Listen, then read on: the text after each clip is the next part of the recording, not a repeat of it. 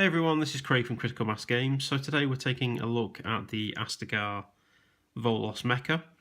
In front of us here we have the support variant version of the kit, which will be the standard variant available at the start of our Kickstarter for the Astagar. Hopefully, moving on from that, we'll unlock the assault variant, which will replace the two cannons shown here with two combat claws. And then additionally, we're looking to add another component to this kit as part of the stretches in the campaign, and that will be the gun tail, which gives you an alternative to the spike tail shown here. So just to start us off, here we have the Volos support variant mecha kit completely assembled. I'm just going to be taking you through how we do this today from all the parts. It's a pretty straightforward build, shouldn't take you more than 20 minutes. A few things I'd recommend to have to hand just to help you out with that: a pin vise, a pair of wire cutters, a scalpel, a bit of brass wire, and some super glue. So here we have the Volos kit. I'm just going to give you a quick run through of where all the components go to, because it can look a little bit daunting at first, but it's quite easy to put together. So looking at the tail component, we'll notice there's a ball and a socket. The ball on the end of the tail takes the tail spike, and that just goes on the end there. You can pose it how you wish. The socket here is to accept the body, which goes in like this. Moving on to the torso itself, we've got two arm components here, which receive the shoulder joints. They go in here and here. The shoulder piece is universal, so it will fit either side. Looking at the back of the torso, we've got the area where it receives the shoulder weapons point, and that just mounts on the back here. The weapons point has two recesses, which allow weapons to go in either side. And then we'll look at the shoulders, which are again a ball and socket to the weapon. The weapon has the ball, the shoulder has the socket, and that allows the weapon to be mounted like this. Okay, so one thing to consider when putting a kit together like this is how sturdy you think the joints are going to be and how roughly you're going to handle your models when you're playing games. Now looking at the tail component, that's quite a big ball and socket. To my mind, that doesn't need any pinning. That's going to hold on there quite readily. For peace of mind, I would recommend pinning the body to the tail section, just to give it that little bit of extra strength once the kit's built. Similarly, if you've got the time, I'd recommend looking at pinning as many of the components as you can. It just adds that little bit of extra strength to the model. You don't have to go particularly deep with your drilling your holes. It's recommended possibly 5mm either side of the components is enough just to hold it and give it that extra bit of a rigidity as a kit. So I'm just going to start drilling out the shoulders now and the head, and we'll get those mounted onto this. I'm using a 0.8mm drill bit.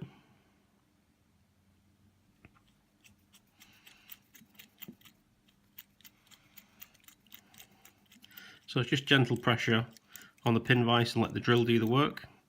Clear the bearings off. Move on to the shoulders.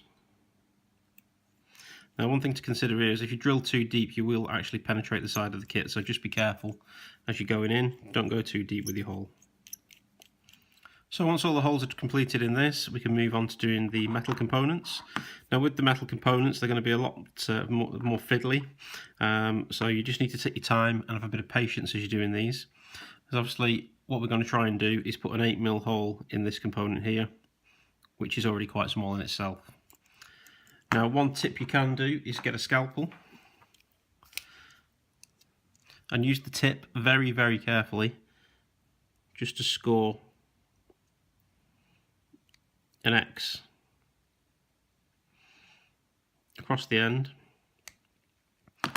and that will give you your center point from which to drill.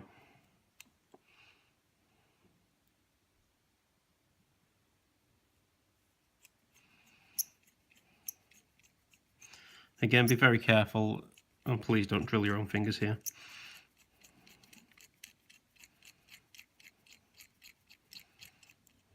Okay, so just one little tip: if the component is staying on the drill like this, then the hole's deep enough.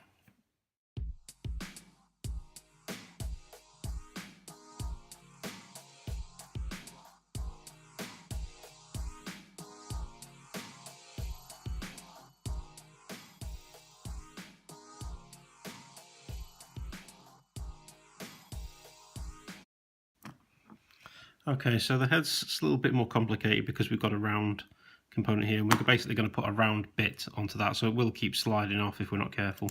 Again, another little tip is just use the point of the scalpel, very gentle pressure so you don't slip into your own fingers, and just put a little mark, you can see that there, onto the top of the ball, and that just gives an initial point for the drill to go into, and then you can start drilling down from that.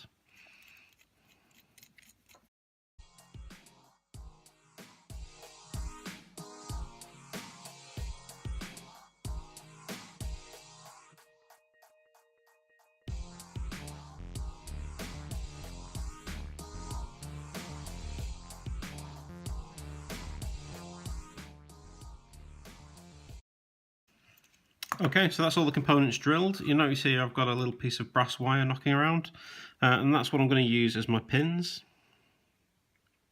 So all we need to do is insert those into the holes, go about 5mm over, and then just snip those off. That's ready for gluing and going into the recess. We can just test fit that onto one of the shoulder components, and there we go. Even there, it's pretty sturdy. So you can see that extra bit of strength that it's given to your model. It doesn't even need glue at that point just to be holding on. Okay, so I've now got all of the components drilled out. The brass wire has been cut to fit each component. They've been test fitted, and I'm now just going to pull them out and super glue them all in place. I'm using Astagar. Any super glue should be okay for you. Just going to put a little blob on a spare piece of plastic card I've got, run the end of the brass wire into the glue, and then just wiggle that down into the hole so the hole gets filled up with glue, and push the piece of brass in. And we'll just repeat that for all of the components.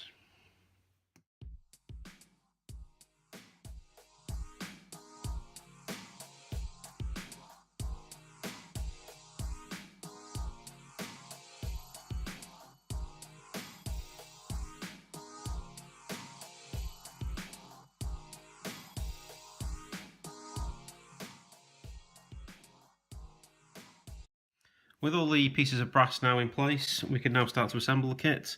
You can see here I've already stuck the tail spike on, the pins in place, the holes in place on the body, so we can now mount the torso to the tail section.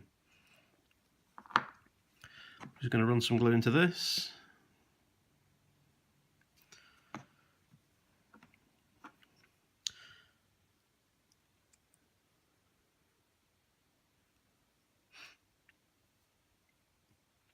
And we'll just let that set. Now if you've got an accelerator at this point, just giving it a quick squirt or a brush with the super glue accelerator will pretty much instantly set this. Unfortunately I've not got any today, but there you can go. Instantly the pin's taking the weight and the glue's starting to do its magic.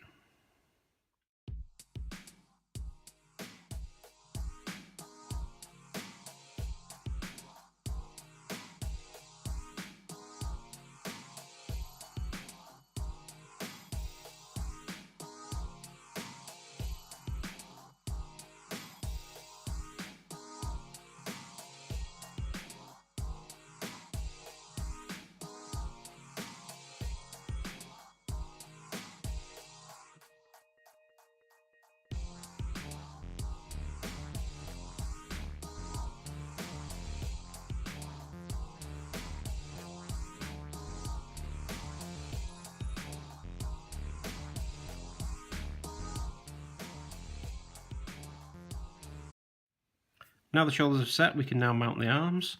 Just add a little bit of glue to each one, and then position in the arms.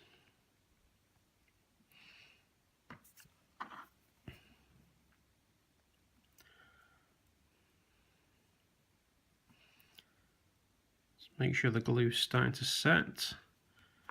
And there we go. That's one complete Volos kit.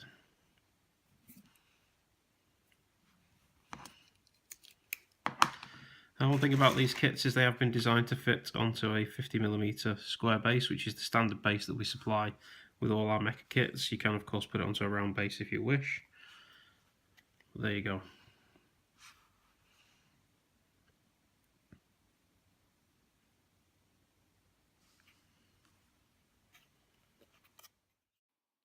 So just to finish off, we thought we'd show you a few photos of the new Astagar Volos Mecha next to a ruler here, just to give you an indication of how tall the model stands.